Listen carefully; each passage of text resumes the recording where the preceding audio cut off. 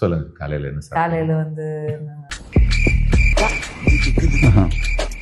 எவ்வளோ யோசிக்க வேண்டியிருக்கு பார்த்தீங்களா? நம்ம ஊர்ல இருக்கிற 100 பேர்ல 90 பேர் ஃபுட் பிளாகர்ஸா தான் இருக்காங்க. போன மாசம் சாப்பிட்டது அது சூப்பரா இருந்தது, இந்த மாசம் சாப்பிட்டது இது சூப்பரா இருக்கு, அந்த கடையில் அது நல்லா இருந்துச்சு, இந்த கடையில் இது நல்லா இல்ல. அண்ணனுடைய கை பக்குவோம், தூக்கத்துல இருந்து கூட கையை நக்குவோம். அன்னைக்கு சாப்பிட்ட டேஸ்ட் இன்னைக்கு வரைக்கும் அப்படியே இருக்குன்னு சொல்லி கம்பேர் பண்ணி நிறைய வீடியோஸ் போட்டிருந்தாங்க. நீங்களும் இதே மாதிரி ஃபுட் ரிவ்யூ பண்ணுங்க, அப்பதான் உங்களால இங்க சர்வை பண்ண முடியும் அப்படின்னு சொல்லி நிறைய பேர் கமெண்ட் போட்டிருந்தீங்க. காலையில என்ன சாப்பிட்டோம் அப்படின்றது மதியம் மறந்து போற நமக்கெல்லாம் இந்த ஃபுட் ரிவ்யூ தேவையா அப்படின்னு யோசிச்சுட்டு டேஸ்ட் நம்ம எப்படி ஃபைண்ட் பண்றது, நமக்கு எவ்வளவு நாள் டேஸ்ட் ஞாபகம் இருக்கும், எப்படி ஒரு டேஸ்ட்க்கு இன்னொரு டேஸ்ட்க்கு டிஃபரன்ஸ் கண்டுபிடிக்கிறது அப்படின்னு சொல்லி செக் பண்ணலான்ட்டு சும்மா ரிசர்ச் பண்ணிட்டு இருக்கும்போது தான் தெரிஞ்சது, நம்ம இன்னைக்கு டேஸ்டா இருக்குன்னு சொல்லி சாப்பிட்ட நிறைய ஃபுட் 14 நாளுக்கு அப்புறம் ஆட்டோமேட்டிக்கா நம்மளோட டேஸ்ட் பட்ஸ்ல இருந்தும் அழிஞ்சு போயிடுமா. அது மட்டும் இல்ல, டேஸ்ட் மட்டும் ஒரு ஃபுட்டுக்கு இம்ப்ரெஷனை கொடுக்காது, அதோட ஸ்மெல்லும் சேர்ந்தாதான் அந்த ஃபுட் நல்லா இருக்கா இல்லையான்றதே நம்ம பிரெயின் வந்து டிட்டர்மைன் பண்ணுமா. இதுல இன்னொரு கொடுமை என்னன்னா, காரம் அப்படிங்கிறது டேஸ்டே கிடையாதா, நம்ம நாக்கில் ஏற்படுற வலிதான் நமக்கு காரம் அப்படின்ற ஒரு உணர்வை கொடுக்குதான். உங்களுக்கு பிடிச்ச ஃபுட் பிளாகர் யாரு,